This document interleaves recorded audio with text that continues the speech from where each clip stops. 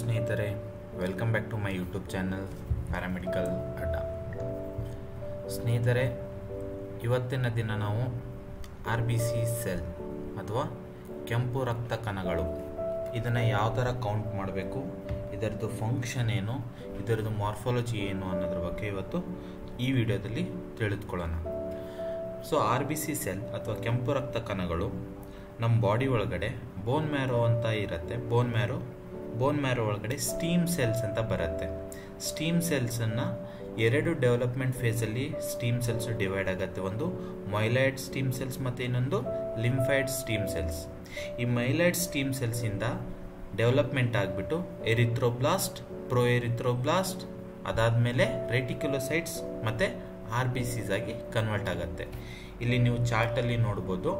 So ಈ steam cell ಏನಿದೆ ಇದು ಬೋನ್ ಮ್ಯಾರೋಯಿಂದ ಪ್ರೊಡ್ಯೂಸ್ ಆಗಿಬಿಟ್ಟು ಇದರಿಂದ next burst forming unit erythroid cells ಆಗಿ ಫಾರ್ಮ್ ಆಗುತ್ತೆ. ಸೊ ಇದು ನೆಕ್ಸ್ಟ್ ಫಾರ್ಮ್ ಆಗೋದು colony forming united erythroid cells. Okay, ಈ ಸೆಲ್ಲು ನೆಕ್ಸ್ಟ್ ಡೆವಲಪ್ಮೆಂಟ್ ಫೇಸಲ್ಲಿ ಪ್ರೊ ಎರಿಥ್ರೋಬ್ಲಾಸ್ಟ್ ಆಗಿ ಕನ್ವರ್ಟ್ ಆಗುತ್ತೆ. ಸೊ ಪ್ರೊ ಎರಿಥ್ರೋಬ್ಲಾಸ್ಟ್ ಆಗಿ ಕನ್ವರ್ಟ್ ಆಗಿರುವಂತಹ ಸೆಲ್ಲು ನೆಕ್ಸ್ಟು ಎರಿಥ್ರೋಬ್ಲಾಸ್ಟ್ ಆಗಿ ಕನ್ವರ್ಟ್ ಆಗುತ್ತೆ.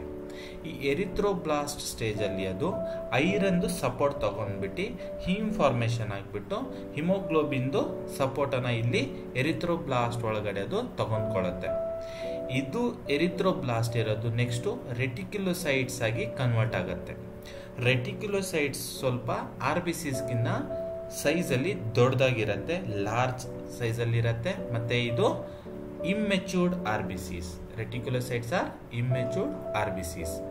After the reticulocyte development, it get converted into or it get developed into RBCs ಅಥವಾ ಕೆಂಪು ರಕ್ತ ಕಣ ಆಗಿ ಇದು ಡೆವಲಪ್ ಆಗತ್ತೆ.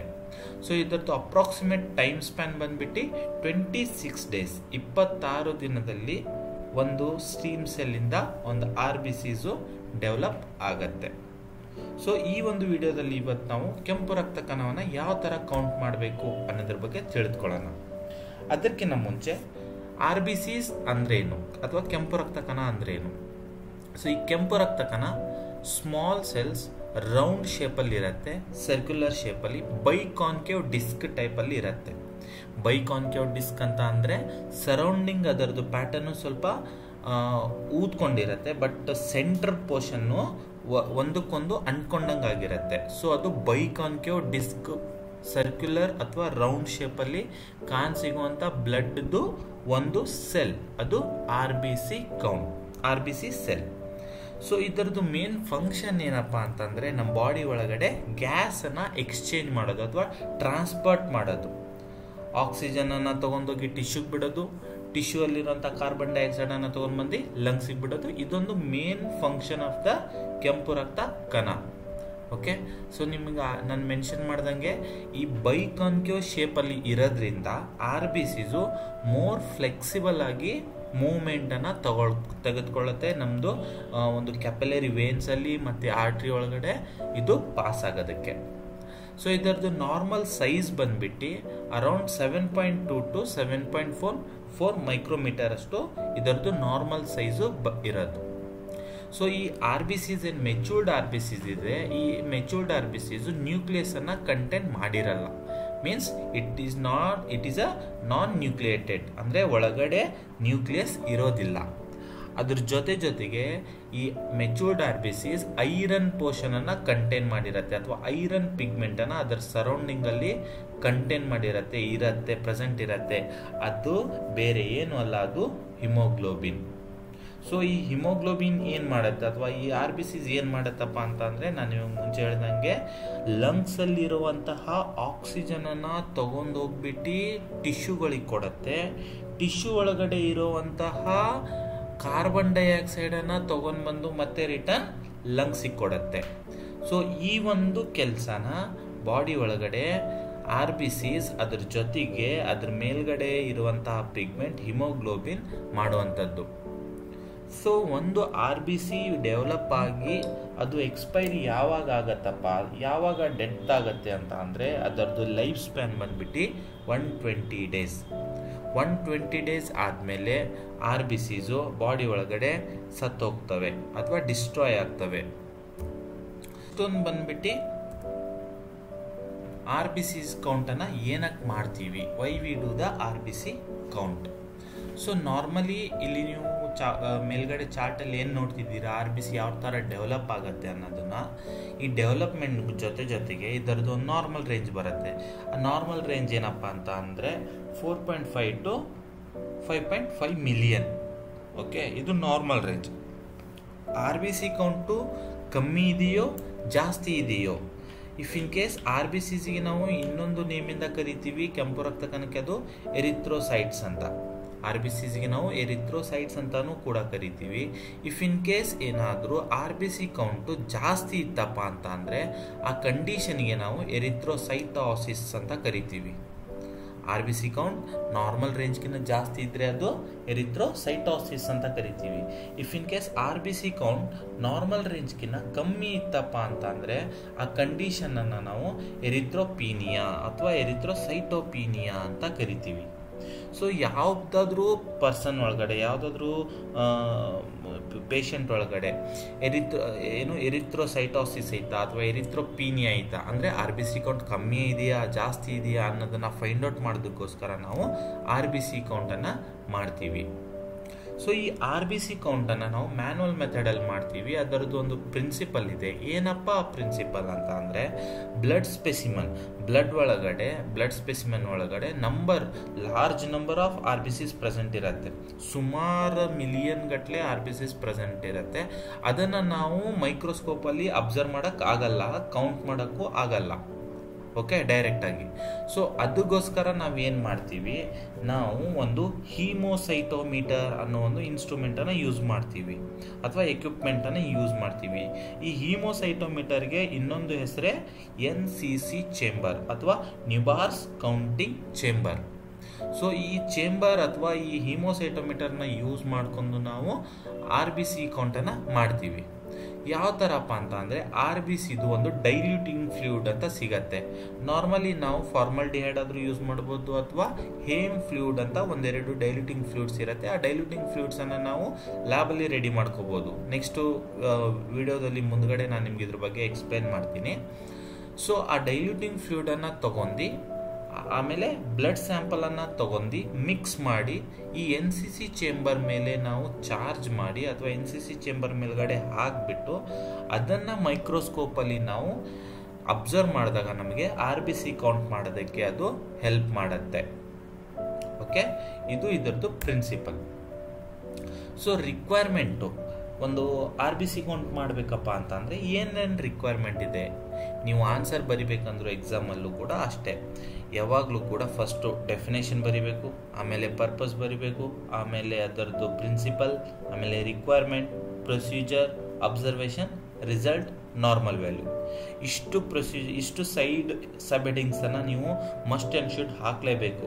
ಅಂದಾಗ ಮಾತ್ರ ನಿಮಗೆ ಫುಲ್ ಮಾರ್ಕ್ಸ್ ಬರೋ ಚಾನ್ಸಸ್ ಇರುತ್ತೆ. ಸೊ ಇವಾಗ requirement for the investigation of R B C count. R B C count ಮಾಡೋದಕ್ಕೆ ಏನು ರಿಕ್ವೈರ್ಮೆಂಟ್ ಬೇಕು? ಫಸ್ಟ್ ಒನ್ ನಮಗೆ ಬೇಕಿರೋದು ನಾನು ನಿಮ್ಗೆ ಹೇಳ್ದಂಗೆ ಹೀಮೋಸೈಟೋಮೀಟರ್ ಅಥವಾ Neubauer's counting chamber or Neubauer's chamber or improved Neubauer's count chamber ಅಂತಲೂ ಇದನ್ನು ಕರಿತೀವಿ. ಸೊ ಈ ಒಂದು ಚೇಂಬರ್ ಏನಿದೆ, ಈ ಒಂದು ಹೀಮೋಸೈಟೋಮೀಟರ್ ಏನಿದೆ, ಇದು ಒಂದು ಹೆವಿ ಗ್ಲಾಸಿಂದ ಮಾಡಲ್ಪಟ್ಟಿರುತ್ತೆ. ಓಕೆ, ಇದು ಹೆವಿ ಗ್ಲಾಸಿಂದ ಮಾಡಲ್ಪಟ್ಟಿರುತ್ತೆ. ಇದರದ್ದು ಡೆಪ್ತ್ ಏನಿದೆ ಅಥವಾ ಇದರದ್ದು ಡೆಪ್ತು ಅಂದರೆ ಥಿಕ್ನೆಸ್ಸು 0.1 mm ಅಷ್ಟು ಇದು ಡೆಪ್ತಲ್ಲಿರುತ್ತೆ. ಅಷ್ಟು ಥಿಕ್ಕಾಗಿ ಇರುವಂತಹ ಒಂದು ಗ್ಲಾಸು ಇದರಲ್ಲಿರುತ್ತೆ. ಸೊ ಇದನ್ನು ಯಾವಾಗ ನಾವು ಯೂಸ್ ಮಾಡ್ತೀವಿ, ಅಬ್ಸರ್ವ್ ಮಾಡ್ತೀವಿ ಮೈಕ್ರೋಸ್ಕೋಪ್ ಒಳಗಡೆ, ಇದರೊಳಗಡೆ 9 ಸ್ಕ್ವೇರ್ಸ್ ಇರ್ತವೆ. 9 ಸ್ಕ್ವೇರ್ ಇರುತ್ತೆ. ಒಂದೊಂದು ಸ್ಕ್ವೇರಲ್ಲೂ ಕೂಡ ಅಗೇನ್ 25 ಸ್ಮಾಲ್ ಸ್ಕ್ವೇರ್ಸ್ ಪ್ರೆಸೆಂಟ್ ಇರುತ್ತೆ. ಒಂದು ಸ್ಕ್ವೇರ್ ನಾನು ನಿಮ್ಗೆ ಹೇಳ್ದಂಗೆ 9 ಲಾರ್ಜ್ ಸ್ಕ್ವೇರ್ಸ್ ಇರುತ್ತೆ. ಒಂದು ಲಾರ್ಜ್ ಸ್ಕ್ವೇರ್ ಒಳಗಡೆ 25 ಸ್ಮಾಲ್ ಸ್ಕ್ವೇರ್ಸು ಪ್ರೆಸೆಂಟ್ ಇರುತ್ತೆ. ಓಕೆ, ಸೊ ಇದನ್ನ ನಾವು ಯೂಸ್ ಮಾಡ್ಕೊಂಡ್ಬಿಟ್ಟು ಆರ್ ಬಿ ಸಿ ಕೌಂಟನ್ನು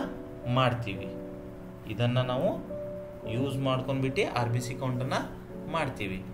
ಸೊ ಈ ಆರ್ ಬಿ ಸಿ ಕೌಂಟನ್ನು ನಾನು ನಿಮ್ಗೆ ಹೇಳ್ದಂಗೆ 9 ಲಾರ್ಜ್ ಸ್ಕ್ವೇರ್ಸ್ ಏನಿರುತ್ತೆ, 9 9 ಲಾರ್ಜ್ ಸ್ಕ್ವೇರ್ಸ್ ಏನು ಪ್ರೆಸೆಂಟ್ ಇರುತ್ತೆ, 9 ಲಾರ್ಜ್ ಸ್ಕ್ವೇರ್ಸ್. ಈ 9 ಲಾರ್ಜ್ ಸ್ಕ್ವೇರ್ಸ್ ಜೊತೆಗೆ ಸೆಂಟ್ರಲಲ್ಲಿ ಒಂದು ಲಾರ್ಜ್ ಸ್ಕ್ವೇರ್ ಇರುತ್ತೆ. ಈ ಸೆಂಟ್ರಲಲ್ಲಿರುವಂತಹ ಲಾರ್ಜ್ ಸ್ಕ್ವೇರಲ್ಲಿ 25 ಸ್ಕ್ವೇರ್ ಏನಿರುತ್ತೆ ಅಂದರೆ, ಈ 25ರಲ್ಲಿ ಮೇನ್ 5 ಅಂದರೆ ಕಾರ್ನರಲ್ಲಿರುವಂತಹ 4, ಸೆಂಟರಲ್ಲಿರುವಂತಹ 1 ಅಂದರೆ 5 ಸ್ಮಾಲ್ ಸ್ಕ್ವೇರ್ಸಲ್ಲಿ ನಾವು RBC ಕೌಂಟನ್ನು ತಗೊತೀವಿ. ಸೊ ಟೋಟಲ್ ನಾವು 5 small squares of the centre large ಸ್ಕ್ವೇರಲ್ಲಿ ನಾವು RBC ಕೌಂಟನ್ನು ಮಾಡ್ತೀವಿ. ಸೊ ಇದನ್ನು ನೆನ್ಪಿಟ್ಕೊಂಡಿರ್ರಿ. ಓಕೆ. ಸೊ ಇನ್ನೊಂದು ಎಕ್ವಿಪ್ಮೆಂಟ್ ಏನಪ್ಪ ನಮಗೆ ಬೇಕು ಅಂತ ಅಂದರೆ ಅದು ಮೈಕ್ರೋ ಪಿಪೇಟ್.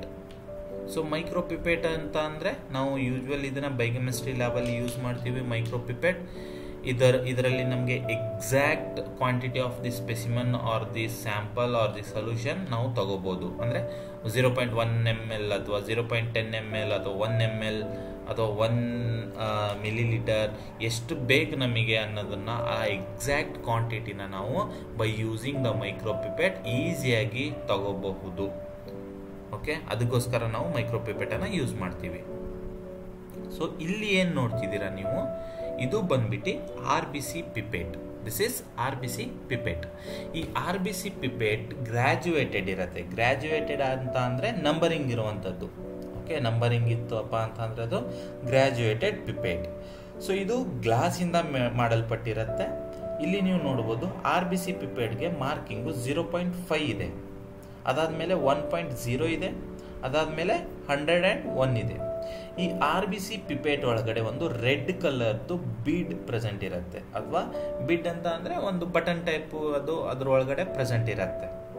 ಓಕೆ, ಈ ಎಂಡಲ್ಲಿ ನಾವು ಸಕ್ಷನ್ ರಬ್ಬರ್ ಅಥವಾ ಟ್ಯೂಬನ್ನು ಹಾಕಿಬಿಟ್ಟು ಪಿಪೇಟಿಂಗ್ ಮಾಡ್ಬೋದು.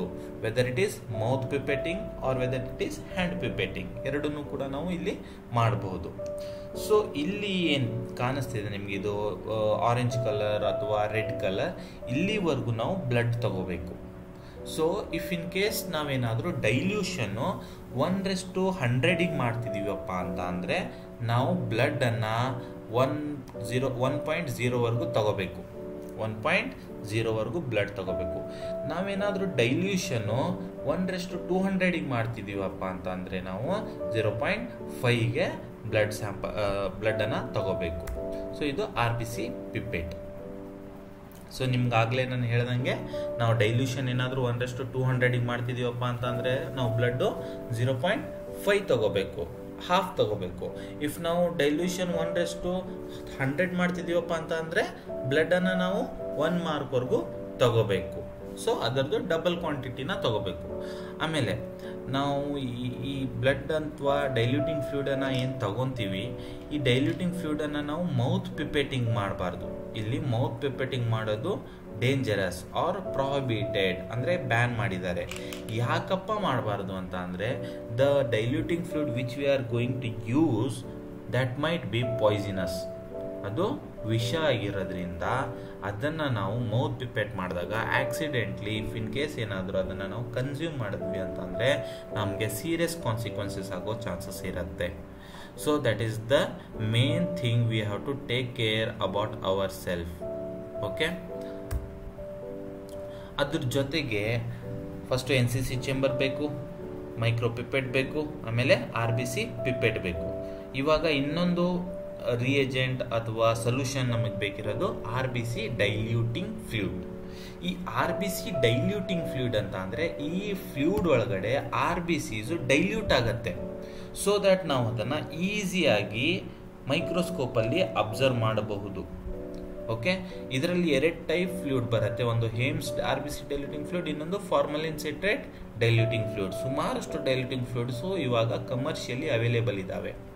ಸೊ ಹೇಮ್ಸ್ ಡೈಲ್ಯೂಟಿಂಗ್ ಫ್ಲೂಯಿಡನ್ನು ಯಾವ ಥರ ಮಾಡ್ಬೋದು ಪ್ರಿಪೇರ್ ನಾವು ನಮ್ಮ ಲ್ಯಾಬಲ್ಲಿ ಅಂತ ಅಂದರೆ, by using mercury chloride, sodium sulphate, sodium chloride, ಆಮೇಲೆ ಡಿಸ್ಟಿಲ್ ವಾಟರ್. ಅಂದರೆ 0.25 grams of mercury chloride, 2.5 grams of sodium sulphate ಮತ್ತು 0.5 grams of sodium chloride.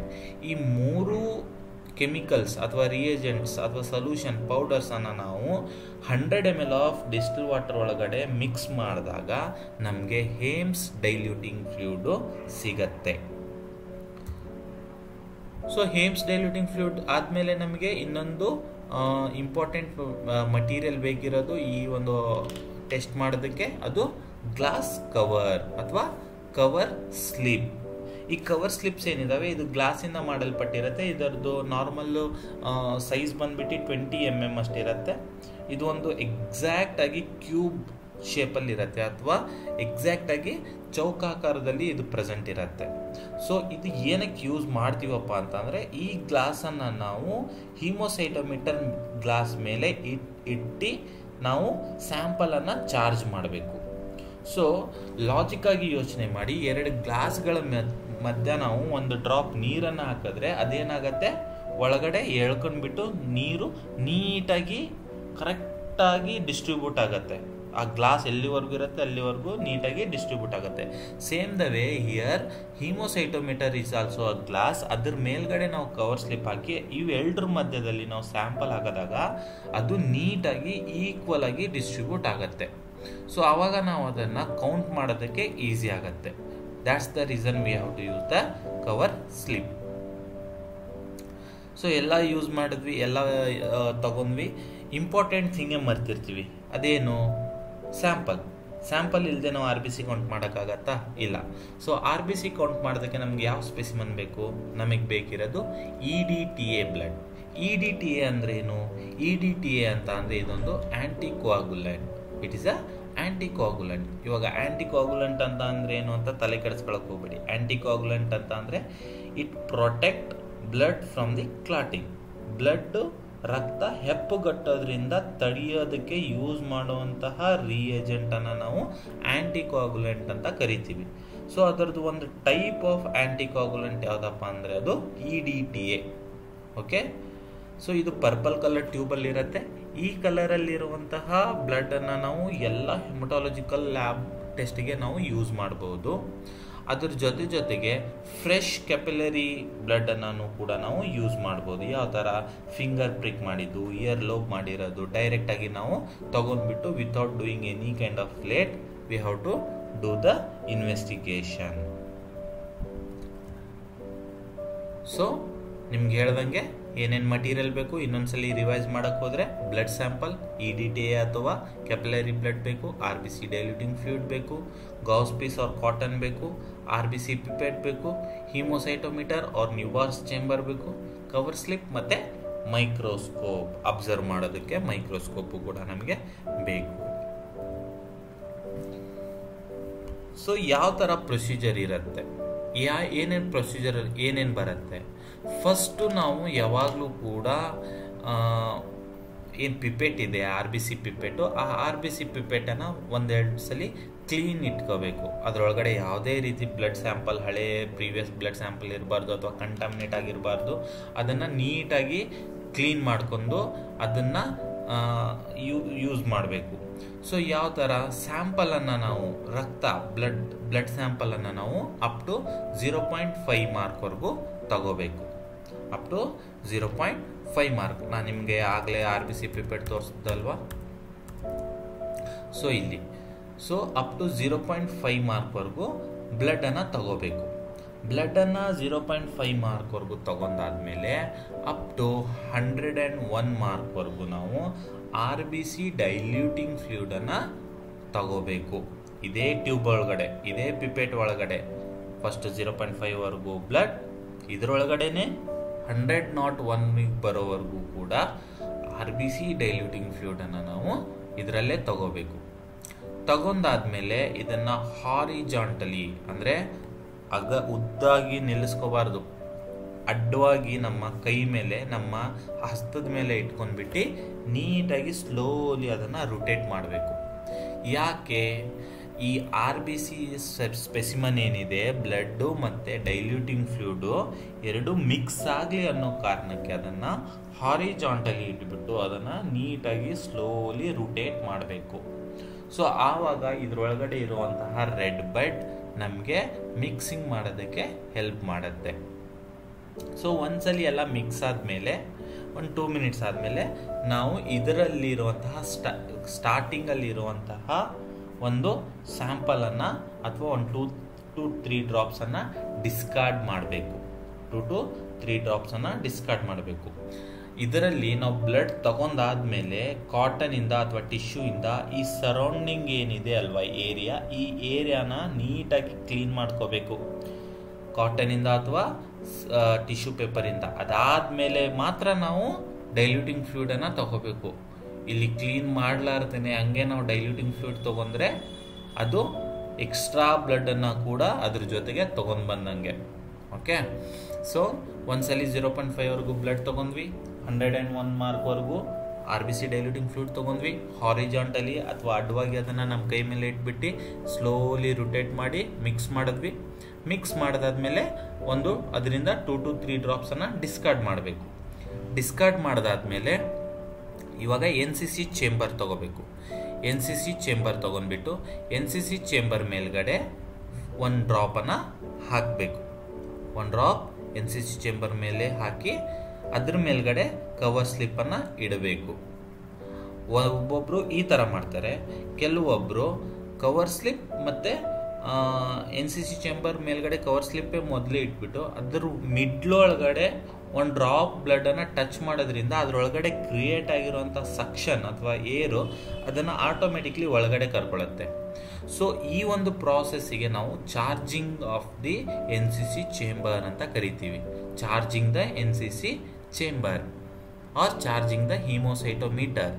So ಏನು ಬ್ಲಡ್ ಸ್ಯಾಂಪಲ್ 2-3 ಡ್ರಾಪನ್ನು ಡಿಸ್ಕಾರ್ಡ್ ಮಾಡಿದಾದ್ಮೇಲೆ ನಾವು NCC ಚೇಂಬರ್ಗೆ 1 ಡ್ರಾಪ್ ಏನು ಟಚ್ ಮಾಡ್ತೀವಿ, that process is called as charging. Okay, ಒಂದ್ಸಲಿ ಚಾರ್ಜ್ ಮಾಡಿದಾದ್ಮೇಲೆ NCC ಚೇಂಬರ್ ನಾವು 1 2 to 3 ಮಿನಿಟ್ಸ್ ವೇಟ್ ಮಾಡಬೇಕು. ಓಕೆ, ಎಲ್ಲ ಸೆಟ್ಲ್ ಆಗೋಕ್ಕೆ ಸೆಲ್ಸ್ ಹೋಗ್ಬಿಟ್ಟು ಕರೆಕ್ಟಾಗಿ ಸೆಟ್ಲ್ ಆಗೋದಕ್ಕೆ 1-2 ಮಿನಿಟ್ಸ್ ವೇಟ್ ಮಾಡಬೇಕು. ಅದಾದಮೇಲೆ ಯಾವಾಗ ಚಾರ್ಜ್ ಮಾಡ್ತಿರ್ತೀವಿ ಈ 2 ಗ್ಲಾಸ್ಗಳ ಮಧ್ಯೆ ಯಾವುದೇ ರೀತಿ ಏರ್ ಬಬಲ್ಸ್ ಇರಬಾರ್ದು. ಆ ರೀತಿ ನೀಟಾಗಿ ನಾವು ಚಾರ್ಜ್ ಮಾಡಬೇಕು. ಓಕೆ, ನಾವು ಸೆಲ್ಸ್ ಸೆಟ್ಲ್ ಆಗೋವರೆಗೂ ವೇಟ್ ಮಾಡಬೇಕು. ಸೆಲ್ಸ್ ಒಂದ್ಸರಿ ಸೆಟ್ಲ್ ಆದಮೇಲೆ ಅದನ್ನು high power first low power ಒಳಗಡೆ ನಾವು ಫೋಕಸ್ ಮಾಡಬೇಕು. ಯಾಕೆ ನಾವು ಲೋ ಪವರ್ ಒಳಗಡೆ ಫೋಕಸ್ ಮಾಡಬೇಕಪ್ಪ ಅಂತ ಅಂದರೆ, ನಾನು ನಿಮಗೆ ಮುಂಚೆ ಹೇಳ್ದಂಗೆ NCC ಚೇಂಬರ್ ಒಳಗಡೆ 9 ಲಾರ್ಜ್ ಸ್ಕ್ವೇರ್ಸ್ ಪ್ರೆಸೆಂಟ್ ಇದ್ದಾವೆ. ಇಲ್ಲಿ ನೀವು ನೋಡ್ಬೋದು NCC ಚೇಂಬರ್ ಒಳಗಡೆ 9 ಲಾರ್ಜ್ ಸ್ಕ್ವೇರ್ಸ್ ಪ್ರೆಸೆಂಟ್ ಇರುತ್ತೆ. 1 2 3 4 5 6 7 8 9 ಇದು 9 ಲಾರ್ಜ್ ಸ್ಕ್ವೇರ್ಸ್. ಈ 9 ಲಾರ್ಜ್ ಸ್ಕ್ವೇರ್ಸಲ್ಲಿ ಸೆಂಟರ್ದು ಲಾರ್ಜ್ ಸ್ಕ್ವೇರ್ ಏನಿದೆ, ಈ ಸೆಂಟರ್ ಲಾರ್ಜ್ ಸ್ಕ್ವೇರ್ ಮೇಲೆ ಫೋಕಸ್ ಮಾಡೋದಕ್ಕೋಸ್ಕರ ಫಸ್ಟು ನಾವು ಲೋ ಪವರಲ್ಲಿ ಫೋಕಸ್ ಮಾಡ್ಕೋಬೇಕು. ಒಂದ್ಸಲಿ ಲೋ ಪವರಲ್ಲಿ ಫೋಕಸ್ ಮಾಡಿದ್ಮೇಲೆ ನಮ್ಗೆ ಗೊತ್ತಾಗುತ್ತೆ ನಾವು ಸೆಂಟ್ರಲಲ್ಲಿ ಇದ್ದೀವ ಅಥವಾ ಸೈಡಲ್ಲಿ ಇದ್ದೀವ ಅಂತ. ಸೊ ಸೆಂಟ್ರಲಲ್ಲಿ ಇದ್ದೀವಿ ಅಂತ ಗೊತ್ತಾದ್ಮೇಲೆ ಆಬ್ಜೆಕ್ಟಿವ್ನ ನಾವು ಹೈ ಪವರಿಗೆ ಟರ್ನ್ ಮಾಡಬೇಕು. ಹೈ ಪವರಲ್ಲಿ ಟರ್ನ್ ಮಾಡಿದ್ಮೇಲೆ ಈ ಲಾರ್ಜ್ ಸ್ಕ್ವೇರ್ಸಲ್ಲಿ ಅಗೇನ್ 25 ಸ್ಮಾಲ್ ಸ್ಕ್ವೇರ್ಸ್ ಪ್ರೆಸೆಂಟ್ ಇರುತ್ತೆ. 1 2 3 4 5 1 2 3 4 5 5 into 5 25. Okay, 25 small squares present ಇರುತ್ತೆ. ಈ 25 ಸ್ಮಾಲ್ ಸ್ಕ್ವೇರ್ಸಲ್ಲಿ 4 ಕಾರ್ನರ್ ಮತ್ತು ಸೆಂಟರ್ ಸ್ಕ್ವೇರ್, 4 ಕಾರ್ನರ್ ಮತ್ತು ಸೆಂಟರ್ ಸ್ಮಾಲ್ ಸ್ಕ್ವೇರ್, ಈ ಒಂದು 5 ಸ್ಕ್ವೇರ್ಸಲ್ಲಿ ಮಾತ್ರ ನಾವು RBC ಕೌಂಟನ್ನು ಮಾಡಬೇಕು. ನೆನ್ಪಿಟ್ಕೊಳ್ಳಿ ಯಾವಾಗಲೂ ಸೆಂಟರ್ ಲಾರ್ಜ್ ಸ್ಕ್ವೇರ್ಸಲ್ಲಿ 4 ಕಾರ್ನರ್ ಆಮೇಲೆ ಸೆಂಟರ್ ಸ್ಮಾಲ್ ಸ್ಕ್ವೇರ್, ಈ 5 ಸ್ಕ್ವೇರ್ಸಲ್ಲಿ ನಾವು 5 ಬಾಕ್ಸಲ್ಲಿ ನಾವು RBC ಕೌಂಟನ್ನು ಕೌಂಟ್ ಮಾಡಬೇಕು. ಇದ್ರ ಜೊತೆಗೆ ಇಲ್ಲಿ ನಿಮ್ಗೆ ಹೇಳ್ಬಿಡ್ತೀನಿ, ಈ ಲಾರ್ಜ್ ಸ್ಕ್ವೇರ್ಸ್ದು 4 ಕಾರ್ನರ್ಸ್ ಏನಿದಾವೆ, ಈ 4 ಕಾರ್ನರ್ಸಲ್ಲಿ ನಾವು WBC ಕೌಂಟನ್ನು ಮಾಡ್ತೀವಿ. ಓಕೆ, ಸೊ ಕೌಂಟ್ ಮಾಡಿದಾದ್ಮೇಲೆ ಇದನ್ನು ಯಾವ ಥರ ಕ್ಯಾಲ್ಕುಲೇಟ್ ಮಾಡಬೇಕು, ಕೌಂಟ್ ಎಷ್ಟು ಮಾಡಿರ್ತೀವಿ ಆ ಕೌಂಟನ್ನು ನೆನ್ಪಿಟ್ಕೋಬೇಕು. ಅದಕ್ಕೆ ಒಂದು ಫಾರ್ಮುಲಾ ಇದೆ. ಏನಪ್ಪ ಆ ಫಾರ್ಮುಲಾ ಅಂತ ಅಂದರೆ, total RBC count equal to number of cell counted ಎಷ್ಟು ಸೆಲ್ ಕೌಂಟ್ ಮಾಡಿದ್ದೀವಿ ಇಂಟು ಡೈಲ್ಯೂಷನ್. ಯಾವ ಡೈಲ್ಯೂಷನಿಗೆ ಮಾಡಿದ್ದೀವಿ, 1:200 ಮಾಡಿದ್ದೀವಾ, 1:100ಗೆ ಮಾಡಿದ್ದೀವಾ, ಅದು ಡಿವೈಡೆಡ್ ಬೈ ಏರಿಯಾ, ಎಷ್ಟು ಏರಿಯಾದಲ್ಲಿ ಕೌಂಟ್ ಮಾಡಿದ್ದೀವಿ, ಡಿವೈಡೆಡ್ ಇಂಟು ಡೆಪ್ತ್, ಎಷ್ಟು ಡೆಪ್ತ್ ಎಲ್ಲಿದೆ ಅದನ್ನು ನಾವು ನೀಟಾಗಿ ಕ್ಯಾಲ್ಕುಲೇಟ್ ಮಾಡಬೇಕು. ಇಲ್ಲಿ ನೀವು ನೋಡ್ದಂಗೆ ನಾವು 1:200ಗೆ ಮಾಡಿದ್ದೀವಿ ಡೈಲ್ಯೂಷನ್. ಸೊ ಅದಕ್ಕೆ 200 number of cell counted into 200 divided by ನಾವು ಏರಿಯಾ ಕೌಂಟ್ ಮಾಡಿರೋದೆಷ್ಟು 5. 25ರಲ್ಲಿ ನಾವು 5 ಏರಿಯಾನ ಕೌಂಟ್ ಮಾಡಿದ್ದೀವಿ. ಅದರದ್ದು ಡೆಪ್ತ್ ಎಷ್ಟಿದೆ 0.1. So the total RBC count is equal to number of cell counted into 10,000. So ಇವಾಗ ನಾವು ಸೆಲ್ ಎಷ್ಟು ಕೌಂಟ್ ಮಾಡಿದ್ದೀವಿ, 100, 200, 300, ಅದನ್ನು ಅಲ್ಲಿ ನಂಬರ್ ಆಫ್ ಸೆಲ್ ಕೌಂಟೆಡಲ್ಲಿ ಹಾಕ್ಕೊಂಡ್ಬಿಟ್ಟು ಕ್ಯಾಲ್ಕುಲೇಷನನ್ನು ಇಂಟು 10,000 ಮಾಡಿದಾಗ ನಮಗೆ ಆನ್ಸರ್ ಸಿಗತ್ತೆ RBC ಕೌಂಟ್ ಎಷ್ಟಿದೆ ಅಂತ. ಓಕೆ, ಸೊ ಇವಾಗ ನಾರ್ಮಲ್ ರೇಂಜ್. ಸೊ ಒಂದು RBC ಕೌಂಟ್ದು ನಾರ್ಮಲ್ ರೇಂಜ್ ಎಷ್ಟು? ನಾರ್ಮಲಿ ಮೇಲೊಳಗಡೆ ಇದು 4.8 to 5.5 ಮಿಲಿಯನ್ ಇರುತ್ತೆ. 4.8 to 5.5 ಮಿಲಿಯನ್. ಫೀಮೇಲ್ಸ್ ಒಳಗಡೆ 4.5 to 5 ಮಿಲಿಯನ್ಸ್ ಪ್ರೆಸೆಂಟ್ ಇರುತ್ತೆ. ಇದು normal value of the RBC cells. Okay, so ಈ ಒಂದು ಮೆಥಡ್ ಮಾಡಬೇಕಾದ್ರೆ ಕೆಲವೊಂದು ಪ್ರಿಕಾಷನ್ಸನ್ನು ಅಥವಾ ಕೆಲವೊಂದು ಇಂಪಾರ್ಟೆಂಟ್ ಥಿಂಗನ್ನು ನಾವು ನೋಟ್ ಮಾಡಲೇಬೇಕು. ಅದು ಏನಪ್ಪ ಅಂತಂದರೆ, ನಾನು ನಿಮಗೆ ಮುಂಚೆ ಹೇಳ್ದಂಗೆ ನಾವು ಯಾವಾಗಲೂ ಕೂಡ ಮೌತ್ ಪಿಪೆಟಿಂಗ್ ಮಾಡಬಾರ್ದು. ಬಿಕಾಸ್ ಮೌತ್ ಪಿಪೆಟಿಂಗ್ ಸುಮಾರಷ್ಟು ಕಂಟ್ರಿ ಒಳಗಡೆ ಇವಾಗ ಬ್ಯಾನ್ ಆಗಿದೆ. ಏನಕ್ಕಪ್ಪ ಅಂತ ಅಂದರೆ, ದ ಡೈಲ್ಯೂಟಿಂಗ್ ಫ್ಲೂಯಿಡನ್ನು ನಾವು ಕನ್ಸ್ಯೂಮ್ ಮಾಡೋದ್ರಿಂದ it is a poisonous, it might be harm to the body. Okay, ಅದಕ್ಕೋಸ್ಕರ ಮೌತ್ ಪಿಪೆಟ್ ಬಾಯಿಂದ ಅದನ್ನು ಎಳೆಯೋದನ್ನು ಬಿಡಬೇಕು. ಓಕೆ, ಆಮೇಲೆ ಯಾವುದೇ ರೀತಿ ಎರರ್ ಬರಲಾರ್ದ ರೀತಿಲಿ ನಾವು ಸ್ಪೆಸಿಮನನ್ನು ತಗೋಬೇಕು. ಅಂದರೆ ಅದರ ಸರೌಂಡಿಂಗ್ ಏನು ಟಿಶ್ಯೂ ಪೇಪರ್ ಮತ್ತು ಅಥವಾ ಕಾಟನಿಂದ ಅದರದ್ದು ಕ್ಲೀನ್ ಮಾಡ್ಕೋಬೇಕು, ನೋಸಲನ್ನು ಕ್ಲೀನ್ ಮಾಡ್ಕೋಬೇಕು. ಓಕೆ, ಅದಾದಮೇಲೆ ನಾವು NCC ಚೇಂಬರನ್ನು ಯಾವಾಗ ಚಾರ್ಜ್ ಮಾಡ್ತಿರ್ತೀವಿ, NCC ಚೇಂಬರನ್ನು ಚಾರ್ಜ್ ಮಾಡಬೇಕಾದ್ರೆ ಯಾವುದೇ ರೀತಿ ಏರ್ ಬಬಲ್ ಬರದ ರೀತಿಯಲ್ಲಿ ನಾವು NCC ಚೇಂಬರನ್ನು ಚಾರ್ಜ್ ಮಾಡಬೇಕು. ಓಕೆ, ಆಮೇಲೆ ಒಂದ್ಸಲಿ RBC ಪಿಪೆಟ್ ಒಳಗಡೆ ನಾವು ಬ್ಲಡ್ಡು ಮತ್ತು RBC ಡೈಲ್ಯೂಟಿಂಗ್ ಫ್ಲೂಯಿಡ್ ತೊಗೊಂಡ್ಬಿಟ್ಟು ಅದನ್ನು ಯಾವಾಗಲೂ ಅಡ್ಡವಾಗಿ ನಮ್ಮ ಕೈಯಲ್ಲಿ ಹಿಡ್ಕೋಬೇಕೇ ಹೊರತು ಉದ್ದವಾಗಿ ಹಿಡ್ಕೊಂಡಾಗ ಅದರಲ್ಲಿರುವಂತಹ ಎಲ್ಲ ಸೊಲ್ಯೂಷನ್ ಕೆಳಗಡೆ ಬೀಳೋ ಚಾನ್ಸಸ್ ಇರುತ್ತೆ. ಸೊ ಈ ಪ್ರಿಕಾಷನ್ಸನ್ನು ನಾವು ನೀಟಾಗಿ ಟೇಕ್ ಕೇರ್ ತಗೊಳ್ಳೇಬೇಕು. ಸೊ ನಾವು ಕೌಂಟ್ ಮಾಡಿದ್ವಿ, ಯಾವ ಥರ ಮಾಡಬೇಕು ಅನ್ನೋದನ್ನು ತಿಳ್ಕೊಂಡ್ವಿ. ಇವಾಗ ಇನ್ಕ್ರೀಸ್ ಯಾವಾಗ ಆಗಬಹುದು, what is the increased rate ಅಂದರೆ 5.8 ಮಿಲಿಯನ್ ಮೇಲ್ಗಡೆ ನಾರ್ಮಲ್ ರೇಂಜ್ಗಿಂತ ಮೇಲೆ ಇತ್ತು ಅಂದರೆ ಆ ಕಂಡೀಷನನ್ನು ನಾವು ಎರಿಥ್ರೋಸೈಟೋಸಿಸ್ ಅಂತ ಕರಿತೀವಿ. ಏನಂತೀವಿ? ಎರಿಥ್ರೋಸೈಟೋಸಿಸ್. ಸೈಟೋಸಿಸ್ ಅಂದರೆ ಹೈ, ಸೈಟೋಪೀನಿಯಾ ಅಂತ ಅಂದರೆ ಲೋ. ಸೊ ಈ ಕಂಡೀಷನ್ ಏನಕ್ಕೆ ಬರ್ಬೋದಪ್ಪ ಅಂತಂದರೆ ಪಾಲಿಸೈಥೇಮಿಯಾ ಅಥವಾ ಎರಿಥ್ರೇಮಿಯಾ ಇರೋದ್ರಿಂದ. ಓಕೆ, ಪಾಲಿಸೈಥೇಮಿಯಾ ಅಂದರೆ ಏನು? ಹೊಸ ವರ್ಡ್ ಬಂತು. ಪಾಲಿಸೈಥೇಮಿಯಾ ಅಂತ ಅಂದರೆ ನಮ್ಮ ಬೋನ್ ಮ್ಯಾರೋ ಒಳಗಡೆ ಇರುವಂತಹ ಒಂದು ಡಿಸೀಸ್. ಇದು ಮೇನ್ಲಿ ಬಂದ್ಬಿಟ್ಟು excess red blood cell produce ಆಗ್ತಾ ಇದೆಯೋ ಇಲ್ವೋ. If in case excess blood RBC production ಏನಾದರೂ ನಮ್ಮ ಬೋನ್ ಮ್ಯಾರೋ ಒಳಗಡೆ ಏನಾದರೂ ಆಗ್ತಿದ್ರೆ ಆ ಡಿಸೀಸನ್ನು ನಾವು ಪಾಲಿಸೈಥೇಮಿಯಾ ಅಂತ ಕರಿತೀವಿ. ಓಕೆ, ಜಾಸ್ತಿ ಕ್ವಾಂಟಿಟಿ ಒಳಗಡೆ ನಮ್ಮ ಬೋನ್ ಮ್ಯಾರೋ ಏನಾದರೂ RBC ಕೌಂಟನ್ನು RBCಸ್ನ ಪ್ರೊಡ್ಯೂಸ್ ಮಾಡ್ತಾ ಇದ್ರೆ ಆ ಕಂಡೀಷನ್ಗೆ, ಆ ಡಿಸೀಸ್ಗೆ ನಾವು ಪಾಲಿಸೈಥೇಮಿಯಾ ಅಂತ ಕರಿತೀವಿ.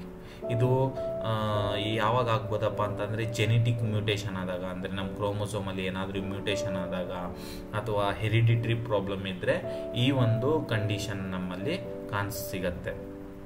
ಅದ್ರ ಜೊತೆಗೆ ಹಿಮ್ ಕಾನ್ಸಂಟ್ರೇಷನ್, ಆಮೇಲೆ ಯಾರಿಗಾದ್ರೂ COPD ಇದ್ದರೆ ಅಂದರೆ ಕ್ರೋನಿಕ್ ಅಬ್ಸ್ಟ್ರಕ್ಟಿವ್ ಪಲ್ಮನರಿ ಡಿಸೀಸ್ ಇದ್ದರೆ, ಲಂಗ್ಸ್ದು ಏನಾದರೂ ಕ್ಯಾನ್ಸರ್ ಇತ್ತಪ್ಪ, ಟೊಬ್ಯಾಕೊ ಜಾಸ್ತಿ ಯೂಸ್ ಮಾಡ್ತಾರಾ, ಅಥವಾ ಏನಾದರೂ ಎಕ್ಸ್ಟ್ರಾ ರೀನಲ್ ಟ್ಯೂಮರ್ ಏನೋ ಇದ್ದರೆ, ಅಥವಾ ಕಂಜನೈಟಲ್ ಹಾರ್ಟ್ ಡಿಸೀಸ್ ಏನಾದರೂ ಇದ್ದರೆ ಅಂಥ ಟೈಮಲ್ಲಿ ಇದರದ್ದು ಕೌಂಟು ಹೈ ಬರೋ ಚಾನ್ಸಸ್ ಇರುತ್ತೆ. ಸೊ ಇದು ಯಾವಾಗ ಡಿಕ್ರೀಸ್ ಆಗತ್ತೆ, ಆ ಡಿಕ್ರೀಸ್ಡ್ ಆಗೋದಕ್ಕೆ ನಾವೇನಂತೀವಿ? ಎರಿಥ್ರೋಸೈಟೋಪೀನಿಯಾ ಅಂತ ಕರಿತೀವಿ. ಸೊ ಮೇನ್ಲಿ ಎನಿಮಿಕ್ ಪೇಷಂಟಲ್ಲಿ, ಎನಿಮಿಯಾ ಅಂತ ಅಂದರೆ ಹಿಮೋಗ್ಲೋಬಿನ್ ಲೆವೆಲ್ ಕಮ್ಮಿ ಇರೋದು ಕಂಡೀಷನ್ನ ನಾವು ಎನಿಮಿಯಾ ಅಂತ ಕರಿತೀವಿ. ಇಫ್ ಇನ್ ಕೇಸ್ ಎನಿಮಿಯಾ ಇತ್ತು ಅಂದರೆ ಅವರಲ್ಲಿ RBC ಕೌಂಟು ಕೂಡ ಕಮ್ಮಿ ಇರುತ್ತೆ. ಅದರ ಜೊತೆಗೆ ಮ್ಯಾಲಿಗ್ನೆನ್ಸಿ ಅಂತ ಅಂದರೆ ಕ್ಯಾನ್ಸರ್. ಓಕೆ, ಆಮೇಲೆ ರಿಮಟೈಡ್ ಆರ್ಥ್ರಟೈಟಿಸ್, ಆಮೇಲೆ ಅಟೋ ಇಮ್ಯೂನ್ ಡಿಸೀಸ್ ಅಂದರೆ ನಮ್ಮ ಬಾಡಿ ಒಳಗಡೆನೆ ನಮ್ಮ ಬಾಡಿಯಲ್ಲಿರುವಂಥ ಸೆಲ್ಲನ್ನೇ ಸಾಯಿಸೋಕ್ಕೆ ಸ್ಟಾರ್ಟ್ ಮಾಡುತ್ತೆ, ಅದಕ್ಕೆ ಅಟೋ ಇಮ್ಯೂನ್ ಡಿಸೀಸಸ್. ಆಮೇಲೆ ಪ್ರೆಗ್ನೆನ್ಸಿ ಟೈಮಲ್ಲಿ ಐರನ್ ಡಿಫಿಷಿಯನ್ಸಿ ಆಗಿರುತ್ತೆ, ವಿಟಮಿನ್ B12 ಡಿಫಿಷಿಯನ್ಸಿ ಆಗಿರುತ್ತೆ, ಅಥವಾ ಫಾಲಿಕ್ ಆ್ಯಸಿಡ್ ಡಿಫಿಷಿಯನ್ಸಿ ಆಗಿರುತ್ತೆ. ಆ ಟೈಮಲ್ಲೂ ಕೂಡ RBC ಕೌಂಟು ಕಮ್ಮಿ ಆಗಿರುತ್ತೆ. ಆಮೇಲೆ ಬೋನ್ ಮ್ಯಾರೋ ಏನಾದರೂ ಲ್ಯುಕೇಮಿಯಾ ಆಗಿದ್ರೆ, ಅಥವಾ ಪೇಷಂಟ್ ಏನಾದರೂ ಕೀಮೋಥೆರಪಿ ಒಳಗಡೆ ಇದ್ದರೆ, ಅಥವಾ ಏನಾದರೂ ಆರ್ಗನ್ ಫೇಲ್ಯೂರ್ ಆಗಿದ್ದರೆ, ಅಥವಾ ಹೆಮರೇಜಿಕ್ ಏನಾದರೂ ಆಗಿದ್ದರೆ ಅಂಥ ಟೈಮಲ್ಲೂ ಕೂಡ RBC ಕೌಂಟು ಕಮ್ಮಿ ಆಗೋ ಚಾನ್ಸಸ್ ಇರುತ್ತೆ. ಸೊ ಈ ಒಂದು ಮ್ಯಾನ್ಯುವಲ್ ಮೆಥಡ್ದು ಅಡ್ವಾಂಟೇಜ್ ಅಂದರೆ, ಇವಾಗ ನಾವು ಏನು ನೋಡಿದ್ವಿ ಇದು ಮ್ಯಾನ್ಯುವಲ್ ಮೆಥಡ್. ಇನ್ನೊಂದು ಅಡ್ವಾನ್ಸ್ಡ್ ಆಟೋಮೇಟೆಡ್ ಮೆಥಡ್ ಬರುತ್ತೆ, ಅದನ್ನು ನಾವು ಒಂದು ಇನ್ಸ್ಟ್ರೂಮೆಂಟ್ ಅಥವಾ ಅನಲೈಸರನ್ನು ಯೂಸ್ ಮಾಡ್ಕೊಂಡು ಮಾಡ್ತೀವಿ. ಬಟ್ ನಿಮಗೆ ಎಕ್ಸಾಮಿನೇಷನ್ ಪಾಯಿಂಟ್ ಆಫ್ ವ್ಯೂ ಇಂದ ಇದೇ ಮ್ಯಾನ್ಯುವಲ್ ಮೆಥಡೇ ತುಂಬ ಇಂಪಾರ್ಟೆಂಟ್. ಸೊ ಇದನ್ನು ಯಾವ ಥರ ಮಾಡ್ತೀವಿ, ಇದರದ್ದು ಅಡ್ವಾಂಟೇಜ್ ಏನಪ್ಪ ಅಂತ ಅಂದರೆ, ಇದು ತುಂಬ ಅಫೋರ್ಡೆಬಲ್, ಜಾಸ್ತಿ ಇದಕ್ಕೇನು ಖರ್ಚು ಮಾಡೋ ಅವಶ್ಯಕತೆ ಏನಿರಲ್ಲ. ಆಮೇಲೆ ಇದು ಅಕ್ಯುರೇಟ್ ರಿಸಲ್ಟನ್ನು ಕೊಡುತ್ತೆ. ಓಕೆ, ಇದು ಫಾಲ್ಸ್ ನೆಗೆಟಿವ್ನ ಕೊಡಲ್ಲ, ಫಾಲ್ಸ್ ರಿಸಲ್ಟನ್ನು ಏನು ಕೊಡಲ್ಲ, ಇದು ಅಕ್ಯುರೇಟ್ ರಿಸಲ್ಟನ್ನು ಕೊಡುತ್ತೆ. ಬಟ್ ಇದರದ್ದು ಡಿಸ್ಅಡ್ವಾಂಟೇಜ್ ಏನಪ್ಪ ಅಂತಂದರೆ, ಇದು ಸ್ವಲ್ಪ ಟೈಮ್ ತೊಗೊಳುತ್ತೆ. ಅಂದರೆ ಒಂದು ಸುಮಾರು 10 ಸ್ಯಾಂಪಲ್ ಬಂದಿದೆ ಅಂತ ಅಂದರೆ 10 ಸ್ಯಾಂಪಲನ್ನು ನಾವು 10 ನಿಮಿಷದಲ್ಲಿ ಮಾಡಿಕೊಡು ಅಂತ ಅಂದರೆ ಇಸ್ ಹೈಲಿ ಇಂಪಾಸಿಬಲ್. ಅದಕ್ಕೆ ಸ್ವಲ್ಪ ಟೈಮ್ ತೊಗೋಬೇಕಾಗತ್ತೆ. ನಾವು ಅದನ್ನು ಡೈಲ್ಯೂಟ್ ಮಾಡಬೇಕು, ಚಾರ್ಜ್ ಮಾಡಬೇಕು, ಅದನ್ನು ಮೈಕ್ರೋಸ್ಕೋಪಲ್ಲಿ ಅಬ್ಸರ್ವ್ ಮಾಡಬೇಕು, ಕೌಂಟ್ ಮಾಡಬೇಕು, ಕ್ಯಾಲ್ಕುಲೇಷನ್ ಮಾಡಬೇಕು. ಸೊ ಅದು ಸ್ವಲ್ಪ ಟೈಮ್ ಕನ್ಸ್ಯೂಮಿಂಗ್. ಅದರ ಜೊತೆಗೆ ಬ್ಯುಸಿ ಲ್ಯಾಬಲ್ಲಿ ನಾವು ಈ ಒಂದು ಮೆಥಡನ್ನು ಮಾಡೋದು ತುಂಬ ಕಷ್ಟದ ಕೆಲಸ. ಆದ್ದರಿಂದ ಇವಾಗ ಆಟೋಮೇಟೆಡ್ ಅನಲೈಸರ್ಸನ್ನು ಯೂಸ್ ಮಾಡಿಬಿಟ್ಟು ನಾವು ಒಂದು RBC ಕೌಂಟನ್ನು ಕೊಡ್ತಿದ್ದೀವಿ. ಸೊ ಇಲ್ಲಿ ಈ ಒಂದು ಫೋಟೋಕಾಪಿಲಿ ಈ ಒಂದು ಸ್ಲೈಡಲ್ಲಿ ನೀವು ಏನು ನೋಡ್ತಿದ್ದೀರಾ, ಇದು ಒಂದು RBC ಸೆಲ್ಸ್ದು morphology, normal and abnormal. The first one ಏನಿದೆ ಅದು ನಾರ್ಮಲ್ RBC ಮಾರ್ಫಾಲಜಿ. ಮಿಕ್ಕಿದ್ದೆಲ್ಲ ಏನಿದೆ ಇದು ಅಬ್ನಾರ್ಮಲ್ RBC ಮಾರ್ಫಾಲಜಿ. ಅಂದರೆ ಮೈಕ್ರೋಸೈಟ್ ಅಂದರೆ ಕಮ್ಮಿ, ನಾರ್ಮಲ್ ರೇಂಜ್ಗಿನ್ನ ಅದ್ರ ಸೈಜ್ ಕಮ್ಮಿ ಇದ್ದರೆ ಅದು ಮೈಕ್ರೋಸೈಟ್. ಮ್ಯಾಕ್ರೋಸೈಟ್ ಅಂತ ಅಂದರೆ ನಾರ್ಮಲ್ ರೇಂಜ್ಗಿನ್ನ ಅದರದ್ದು ಸೈಜು ದೊಡ್ಡದಿತ್ತಪ್ಪ ಅಂತಂದರೆ ಅದು ಮ್ಯಾಕ್ರೋಸೈಟ್. ನಾರ್ಮಲ್ ಆಗಿ ಅದು ಸ್ಪೆರಿಕಲ್ ಶೇಪ್, ರೌಂಡ್ ಶೇಪಲ್ಲಿ ಇರಬೇಕು. ಇಫ್ ಇನ್ ಕೇಸ್ ಅದು ಮೊಟ್ಟೆ ಆಕಾರದಲ್ಲಿದ್ದರೆ ಅದನ್ನು ಓವಲ್ ಮ್ಯಾಕ್ರೋಸೈಟ್ ಅಂತ ಕರಿತೀವಿ. ಆಮೇಲೆ ಹೈಪೋಕ್ರೋನಿಕ್ ಮ್ಯಾಕ್ರೋಸೈಟ್. ಸೊ ಇದೆಲ್ಲ abnormal RBCs based on the size. ಇನ್ನೊಂದು ಹಿಮೋಗ್ಲೋಬಿನ್ ಮೇಲೇನೂ ಬರುತ್ತೆ. ಹಿಮೋಗ್ಲೋಬಿನ್ ಎಷ್ಟು ಕಂಟೈನ್ ಮಾಡಿರುತ್ತೆ, ಜಾಸ್ತಿ ಐತಾ ಕಮ್ಮಿ ಐತಾ, +1 +2 +3 +4 ಅಂತಂದರೆ ಬರೀ ಹಿಮೋಗ್ಲೋಬಿನ್ ಕಂಟೈನ್ ಜಾಸ್ತಿ ಇದ್ದಾಗ ಅಥವಾ ಹೈಪೋಕ್ರೋಮಿಯಾ ಇದ್ದಾಗ ಅಂಥ ಟೈಮಲ್ಲೂ ಕೂಡ RBCಸ್ದು ಮಾರ್ಫಾಲಜಿ ಅಬ್ನಾರ್ಮಲ್ ಆಗಿರುತ್ತೆ. ಅದ್ರ ಜೊತೆಗೆ ಶೇಪಲ್ಲಿ ಯಾವ ಥರ ಟಾರ್ಗೆಟ್ ಸೆಲ್ಲು ಅಥವಾ spherocyte, ovalocyte, stomatocytes, sickle cells, burr cell, tear drop, schistocyte, helmet cell. So ಇವೆಲ್ಲ abnormal shape of the RBCs. So ಇಲ್ಲಿವರೆಗೂ ನಾವು ಡಿಸ್ಕಸ್ ಮಾಡಿದ್ವಿ RBCಸ್ದು ಮಾರ್ಫಾಲಜಿ, RBCಸ್ದು ಪರ್ಪಸ್, RBC ಕೌಂಟ್ದು ಪರ್ಪಸ್, ರಿಕ್ವೈರ್ಮೆಂಟ್ ಏನೇನು ಬೇಕು ನಮಗೆ, ಡೈಲ್ಯೂಟಿಂಗ್ ಫ್ಲೂಯಿಡನ್ನು ಯಾವ ಥರ ರೆಡಿ ಮಾಡ್ತೀವಿ, ಯಾವ ಥರ ಪ್ರೊಸೀಜರ್ ಇದೆ, ಕ್ಯಾಲ್ಕುಲೇಷನ್ ಏನು, ಮತ್ತು ನಾರ್ಮಲ್ ವ್ಯಾಲ್ಯೂ. ಸೊ ಹೋಪ್ ನಿಮ್ಗೆ ಈ ವಿಡಿಯೋ ಇಷ್ಟ ಆಗಿದೆ ಅಂತ ಅನ್ಕೊತೀನಿ. ನಿಮ್ಗೆ ಈ ವಿಡಿಯೋ ಇಷ್ಟ ಆಗಿದ್ದರೆ ಲೈಕ್ ಮಾಡಿ, ಶೇರ್ ಮಾಡಿ, ಸಬ್ಸ್ಕ್ರೈಬ್ ಮಾಡಿ. ಯಾರಿಗಾದ್ರೂ ನೋಟ್ಸ್ ಬೇಕಪ್ಪ ಅಂತಂದರೆ ದಯವಿಟ್ಟು ಕಾಮೆಂಟ್ ಬಾಕ್ಸಲ್ಲಿ ತಿಳಿಸ್ಕೊಡಿ. Thank you.